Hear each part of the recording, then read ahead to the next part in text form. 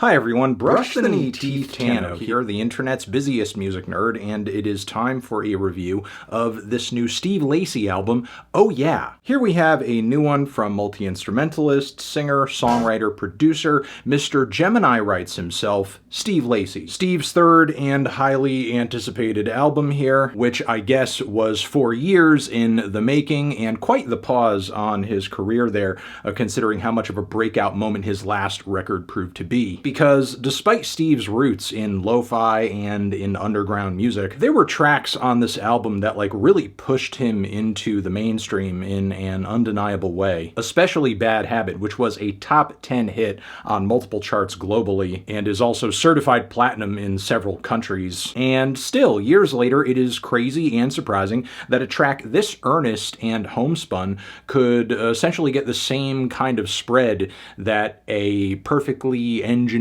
piece of chart-topping pop mystery meat does. But, you know, it's a new music era, I guess. Proven by the multitude of self-produced Steve Lacy type music that's out there these days, with guys like Malcolm Todd making the waves that he is currently, but I digress. The actual real Steve Lacy is now back, and he's kind of making a show of it. He's been dropping singles from this record since back in 2025, and we've even recently seen the reformation of the internet, the Odd Future Connected Band, where Steve originally made a name for himself, as they just did a New York Times Popcast appearance, and it's clear they're going to have something new out very soon. It'll be their first album since 2018. However, for the purposes of this review, we are primarily interested in Steve's music, though, obviously, especially since I went into this album wondering if Steve would find some way to outdo his last record, Gemini Rights, which,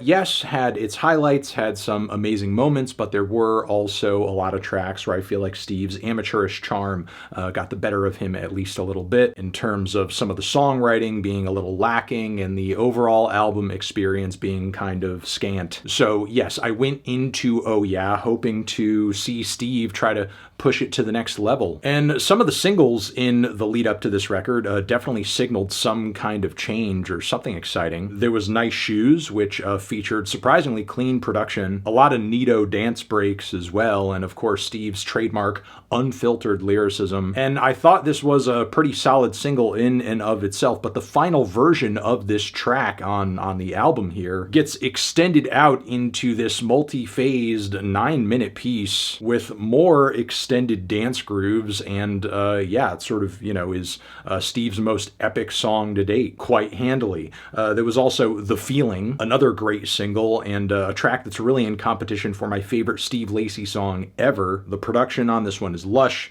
it's spacious, it's enchanting. It's maybe his best ballad, and I love the production's a wonderful combination of dream pop aesthetics, but then also kind of like these lo-fi funk drums and filtered bass lines too. Am I your baby? This track has about 3 or so catchy refrains held within its structure. It's like 2 or 3 good quality songs worth of hooks written into one single track. And then of course there was also Is It Cool featuring SZA, the biggest feature on this record. And while this song may be kind of low-key and not have maybe the pacing or pop factor that Bad Habit did, I still feel like this track is pure Steve Lacy through and through, at least in terms of its sweet, gritty, bedroom R&B vibes, and lyricism that is raw, self-effacing, lovesick, and kind of toxic too. With Steve saying that you don't have to trust him to love him, and that he doesn't even trust himself, admitting he doesn't know how to love and his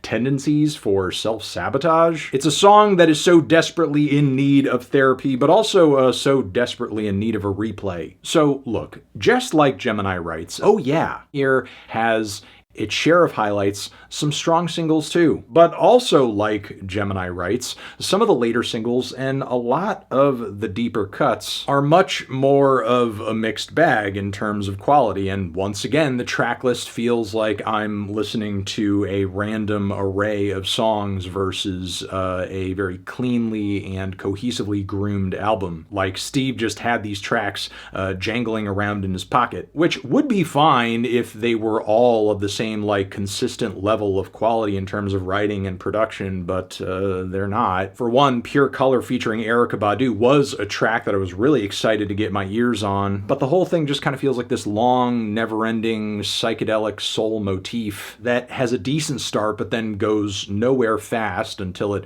kind of eventually is counting down its very uneventful demise. And then there's also Show You Me, which is a cutesy attempt at an acoustic ballad that, in my opinion, does not go over too well, mostly due to Steve's lack of lyrical tact and poeticism, kind of biting him in the butt as he's making reference to calling the love police, and having coochie in his teeth too. Of course, the track ends off with a bit of a light negging and prodding, and some weird meow vocal harmonies that make me feel like Steve really didn't know how to end this one. And the writing on Doom, in my opinion, isn't that much better. I do love the DIY rock riffs and drums on this one. It gives the track at least a little bit of a punch. But what I don't like is how wordy and forced a lot of the lyricism is. Steve doesn't even take the time to make sure his lines are fitting in every bar and ends up having to finish certain phrases on the one of the next line, or even further. It's kind of like he's just rambling to a tempo without much regard for what the instrumental is doing under him. The song Nothing is like a sleepy acoustic interlude that overstays its welcome, really lives up to its title and doesn't leave much of an impression. And while I do love Love, Sex, Drug Bomb featuring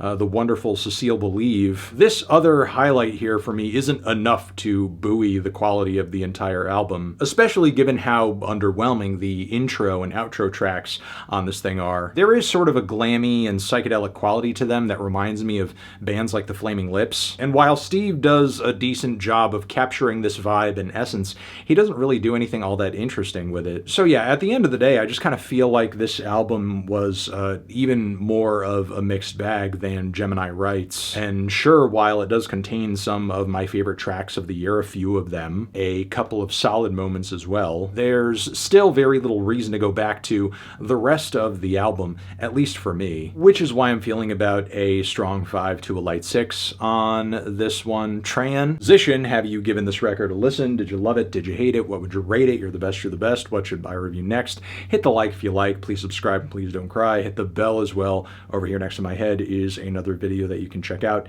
Hit that up or the link to subscribe to the channel. Anthony Fantano, Steve Lacy, forever.